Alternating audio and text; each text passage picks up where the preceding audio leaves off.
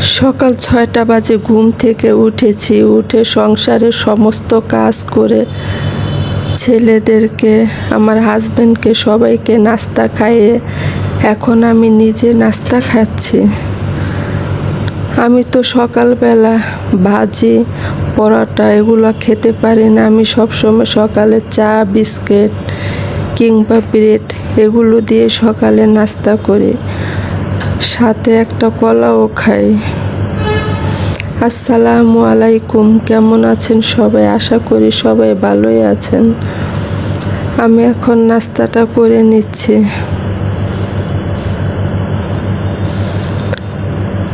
আমার কাছে ব্রেড দিয়ে চা খেতে অনেক ভালো লাগে। দুধ চাটাই আমি সকালে খাই।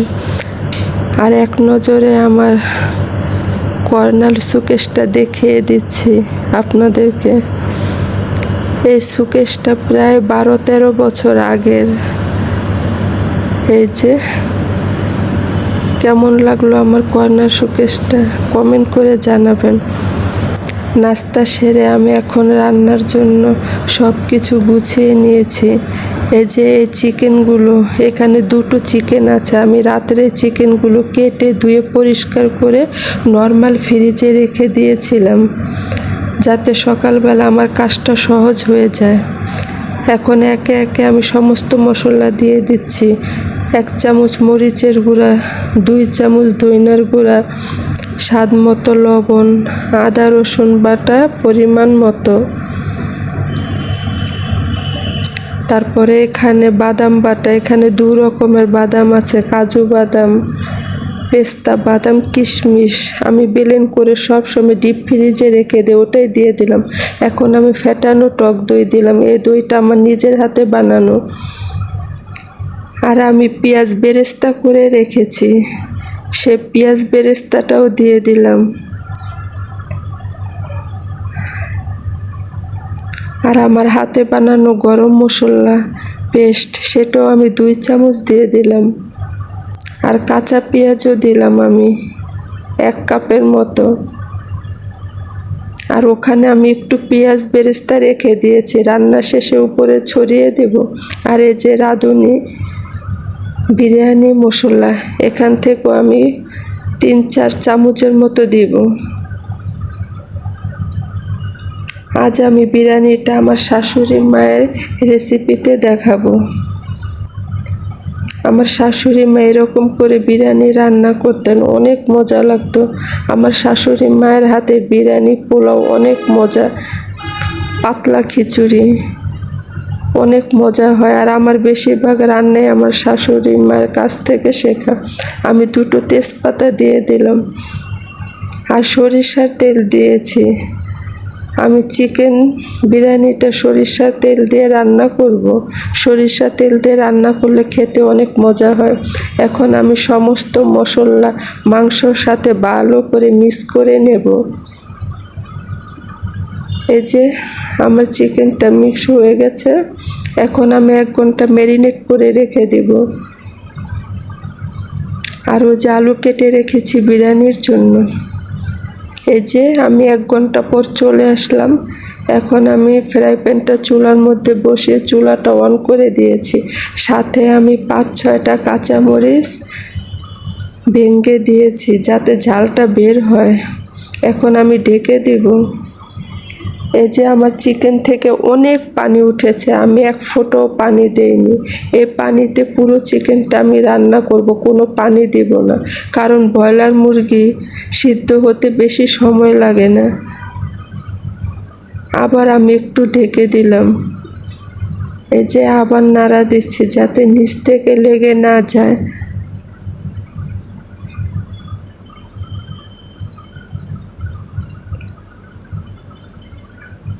এখন আমি একটু টমেটো সস দিয়ে দিলাম। টমেটো সস দিলে কি হয়, বিরিয়ানির স্বাদটা অনেক মজা হয়। আর যাদের ঘরে টমেটো সস না আছে, তারা টমেটো কেটে দিতেও পারেন, কারণ আমার সব সময় ঘরে টমেটো সস থাকে। আর আমি সব সময় বিরিয়ানিতে টমেটো সস দিই।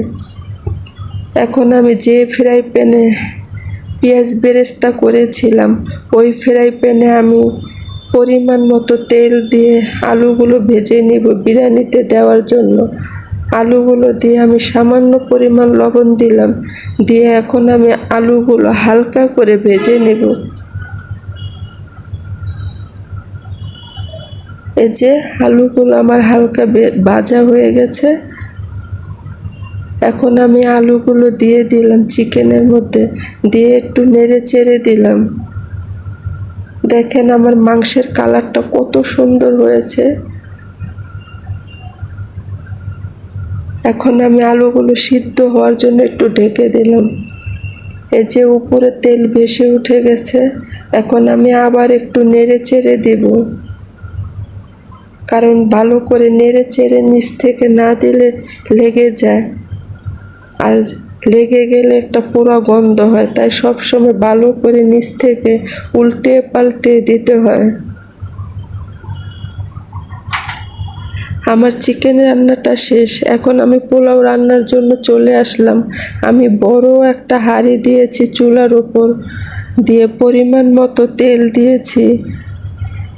পেঁয়াজ, দারচিনি, এলাচ, লং সমস্ত কিছু দিয়ে এখন আমি একটু নেড়ে দিলাম। এই যে আমি বেশি একটা ব্রাউন কালার করব না, হালকা একটু ভেজে নেব।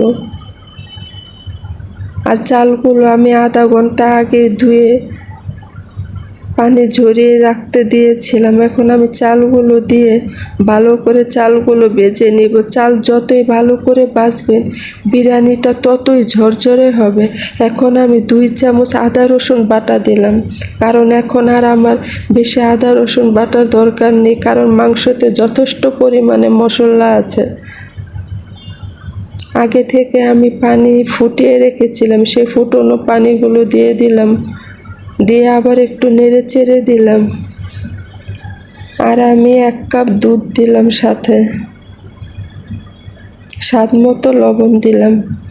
এখানে আমার 6 কাপ চাল আছে। 6 কাপ চালের জন্য 12 কাপ পানি দিতে হয়। আমি 10 কাপ পানি দিয়েছি আর 1 কাপ দুধ দিয়েছি। এই যে পানিগুলো সব আমার শুকিয়ে গেছে। এখন আমি কাঁচামরিচ, ঘি, কেওড়ার জল দিয়ে সেই রান্না করা মাংসগুলো দিয়ে দিলাম, দিয়ে এখন ভালো করে নেড়ে চেড়ে দিব ভাতের সাথে। এই যে আমার বিরিয়ানিটা কত সুন্দর হয়েছে দেখতে। আপনারা একবার হলে এভাবে রান্না করে দেখতে পারেন, খেতে কিন্তু অসাধারণ লাগে। আমার শাশুড়ি মায়ের রেসিপিতে রান্না করা বিরিয়ানি। আর আমার গরিবের সাধারণ রান্নাঘরটা আপনাদেরকে এক নজরে দেখিয়ে দিলাম। এই যে এখান থেকে আমার বিরিয়ানিটা হয়ে গেছে।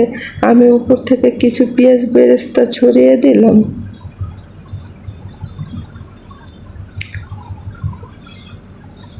এখন আমি বিরিয়ানিটা আপনাদেরকে আরেকবার একটু দেখিয়ে দিচ্ছি। দেখেন কত ঝরঝরা হয়েছে। বিরিয়ানিটা একটু গরম অবস্থা থেকে এরকম, একটু ঠান্ডার পরে একদম ঝরঝরা বিরিয়ানিটা। আর খেতে এত স্বাদ হয়েছে। আর এতগুলো বিরিয়ানি রান্নার একটা কারণ আছে, আমি একা খাবো না এই বিরিয়ানিগুলো। কোনো এক জায়গায় আমি বিরিয়ানিগুলো দিব, নিজেরও খাবো, কিন্তু কোথায় দেব সেটা আমি এখন আর বলবো না।